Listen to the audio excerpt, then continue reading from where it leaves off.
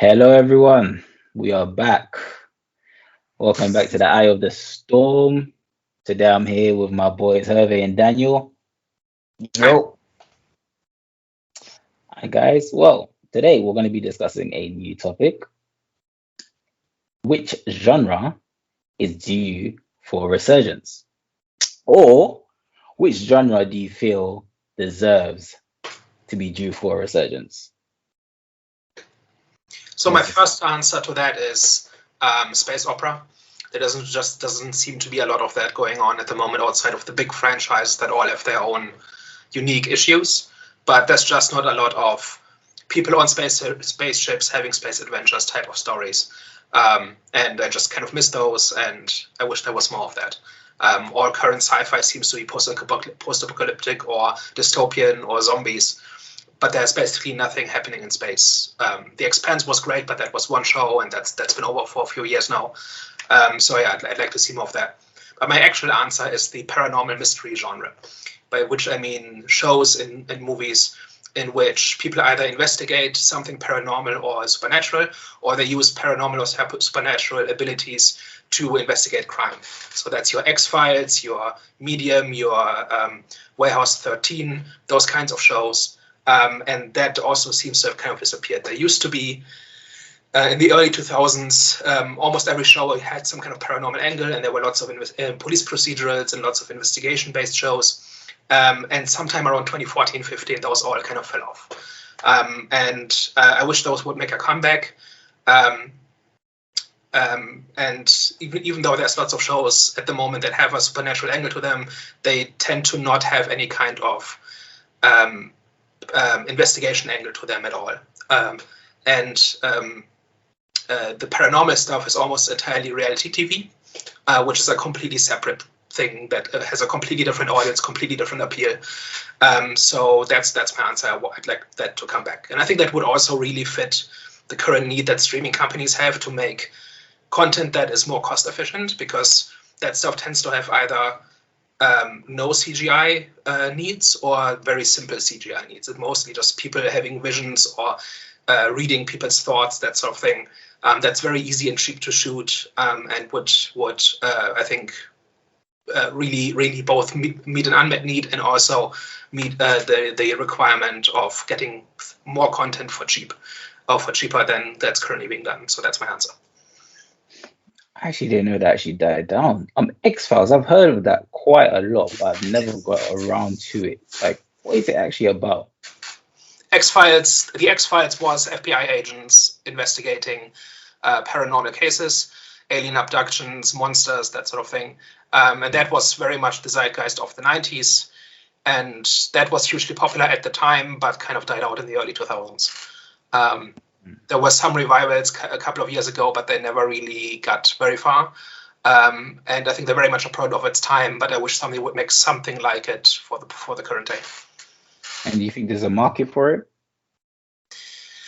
I don't know. I mean, I miss it, but I haven't seen very many people talk about that.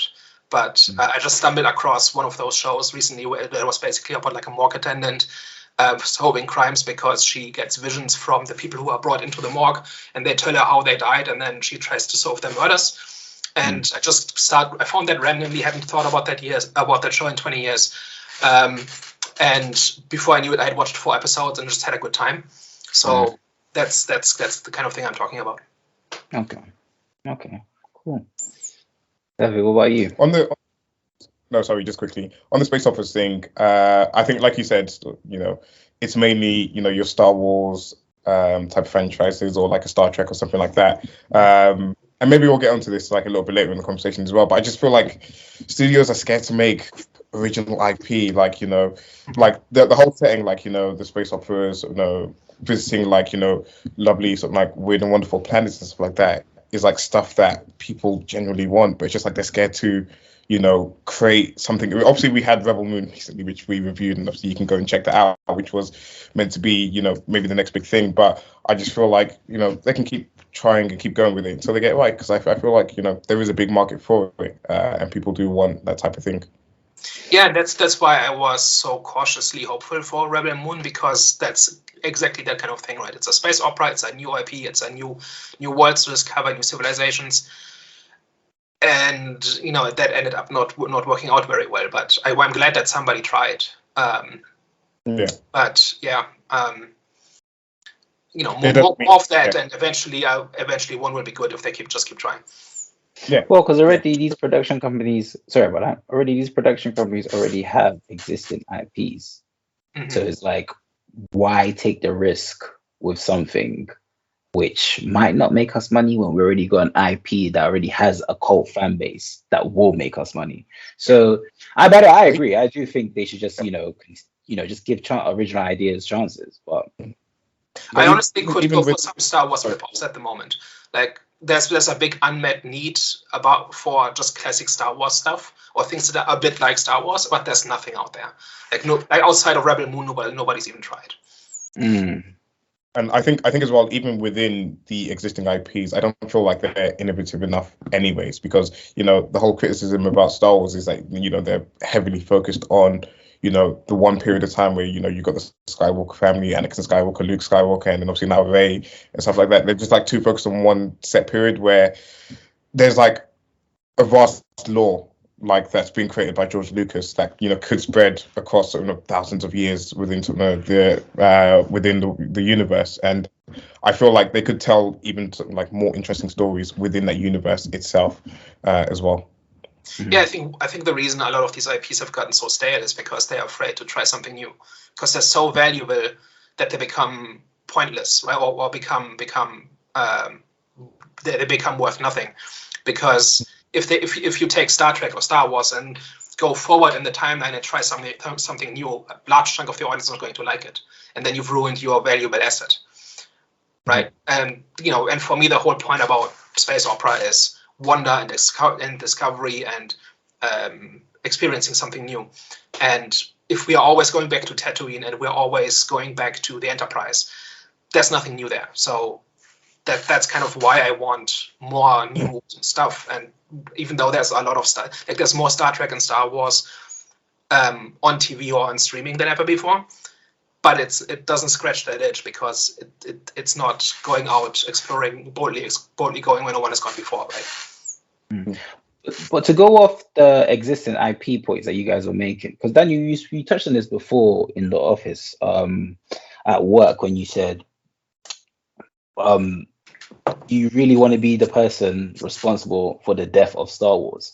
So I do understand why people don't like to push stories forward, because it's like, okay, I could either be a successful director or writer that pushes this story forward and makes the company, $1 billion more pounds, or I could be responsible for the ultimate death of such a cult loved film.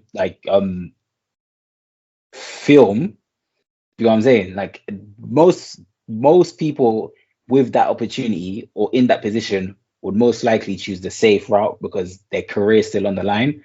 You get what I'm saying? So at the same time, I do understand why. Well, I'm starting to understand why a lot of these these filmmakers choose a safe route rather than trying to push the story forward.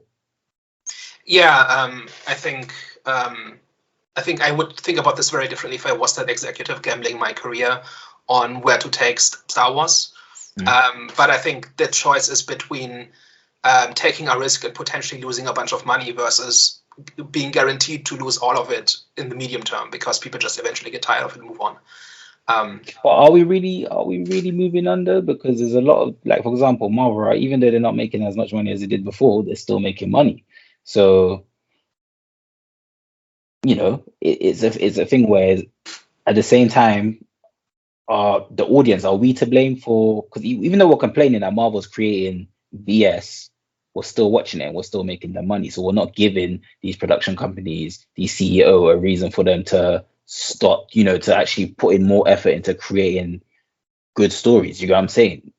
So it's like, I mean, they're still making money, but something like two superhero movies last year were profitable: Guardians of the Galaxy 3 and Spider-Man, and everything else lost money to various degrees.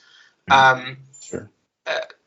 So I I think, to bring it back to the topic of this video, I think whoever will strike gold, or will be the next person to strike gold, will make all the money, and then everybody will look up in hindsight, yeah, this was the obvious move to go. But you never know ahead of time, right? When George Lucas made Star Wars, he had no idea that it would be that big a hit. When Harry Potter came out, nobody predicted that. When Hunger Games came out, nobody predicted that. Same for Twilight and every other big mega success, Game of Thrones. In the last, like the big pop culture success, it's kind of impossible until it's obvious. And I think part of why I pitched this topic is that Hollywood tends to, by which I mean the entire movie and film industry, tends to kind of go in. They have this herd mentality where they all go in one direction, and then they'll pretty much do only one thing for several years, and then they never do that thing again, and then they all do something else. And I think superheroes were the big thing for the last 10 plus years. And I think that hype is very much over. And as somebody who likes those movies, I hope we still keep getting some of them, only smaller ones and fewer than before. But something has to take its place. And like I said at the beginning, I could really go for some paranormal mystery right now because it's been a cool decade. Okay, cool. Okay then. So, do you want to go next, or are you still simmering with your ideas? No, I can go next. Mine ones probably won't take the movie industry over, and won't be the next big thing. But these are just sort of I mean, the first one's just one that I enjoyed, especially growing up when I was younger, and then the other one is more through actually playing video games. So probably best for me to say it now. So first one, live action family movies. I grew up on so many of them. Things like Cheaper by the Dozen. Things like Honey, I Shrunk the Kids, things like Big Mama's House and stuff like that. And just growing up, those were really feel good movies. They had really good dynamics, really good relationships between some different members of the family and stuff like that.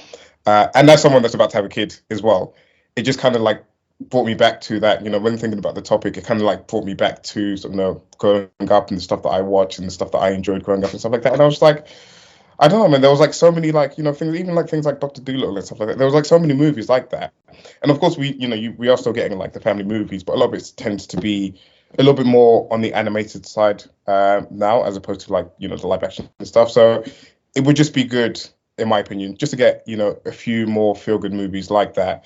And I do feel when they try to do it at the moment, I feel like they're missing the tone of it at the moment. I don't feel like they get the tone of it completely right. I feel like just the dynamics between the families and stuff like that just isn't as authentic and as heart. It feels sorry, just to cut. It feels it feels more immature.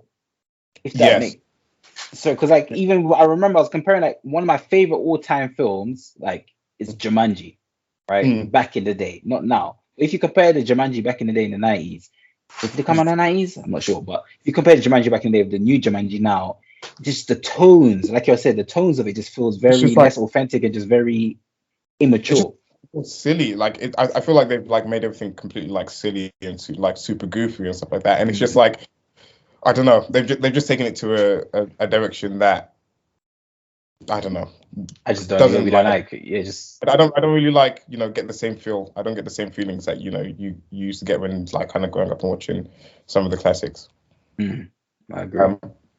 Yeah, and then my other one, and I actually didn't grow up watching this genre because I'm not from the 50s or 60s or whatever, but westerns. And the reason I say westerns is because of playing the game Red Dead Redemption 2. And if anyone's played Red Dead Redemption 2, that is a fantastic story. That is one of the best games of all time. And I feel like the story in that was wonderful. I feel like it was masterful. And it would be good to get, I don't know, more movies like that. And I know we've got some movies set in that time period, things like Django Unchained. I think there was 3:10 to Yuma, which I did watch. I can't remember, too much about it actually. But it would be good to get a really good well thought out story similar to what we got. Do you know what? If they actually made Red Dead Redemption 2 into a movie or TV series, I would absolutely love it. So those are my two. Cool. Well, Looks like it's my time. Guys, this genre is a genre that I believe was oversaturated back in the day. It was definitely a genre that was done a lot because it was cheap to make. But the ones that were really good, the ones that were executed, the movies that were executed so well, I think for me personally, was one of my became one of my favorite genres of all the genres. Like my favorite genre is dystopia so far, as of currently. But back in the day, I probably there's no shortage of that. Sorry. There's no shortage of that at the moment. You know what's okay? That's a conversation for another day because I think I've watched most of it. And I'm still looking. I'm on the hunt, but okay, that's a conversation for another day. But let me get to the point. My favorite, one of my a genre that I feel like deserves to come back is found footage. Found footage, horror preferably, but even other found footage, in different genres, I like them as well. But found footage horror specifically was one of my favorite genres of all time. As Above, So Below came out 2014, one of my favorite ever horror movies I've ever seen. If you don't know what As Above, So Below is, you should go and watch it. But pretty much it's a bunch of researchers going into the catacombs of Paris and a bunch of supernatural Wahala madness starts happening. Now, let me tell you something about found footage. Yeah, I think if done right, found footage can give you that authentic, unsettling feeling that horror movies attempt to do, but can't necessarily achieve because you can tell it's fictional. But with found footage, even though it's fictional, it feels like you're watching an actual news coverage. You know, in news coverage, they'll play videos of the public, playing a situation like a little event that happened, you know what I'm saying, like a shooting or whatever. That's what found footage looks like. Literally, if it, like I said, if it's done perfectly well, like watch As Above, So Below, it's done perfectly well, you're in the cinema, it's dark, you're literally watching someone record a video, but it's a movie, and then when some scary stuff starts happening, bro, I'm telling you, it's just that feeling that you get. It just feels more authentic than the feeling that you'd get from being scared from watching another horror film. I'm telling you, found footage needs to come back, but they shouldn't it shouldn't be a period like it was back in the day when they were just dropping found footage after the other, where there was literally I remember back in the day, there was so many horror films that were all found footage. Of course, like I said, it was cheap to make and it was making a lot of money. Paranormal Activity, Blair Witch Project, that was the first one that came out in the 90s, I believe.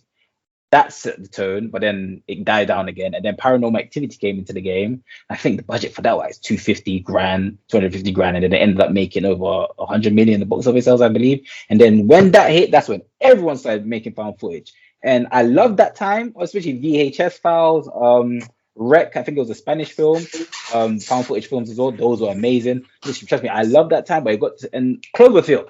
Do you know what I'm saying? So it got to the point where I enjoyed those movies, but I don't know when it started to die down, but it started to die down because everyone kept on doing it. And all the movies started looking the same. There was nothing unique.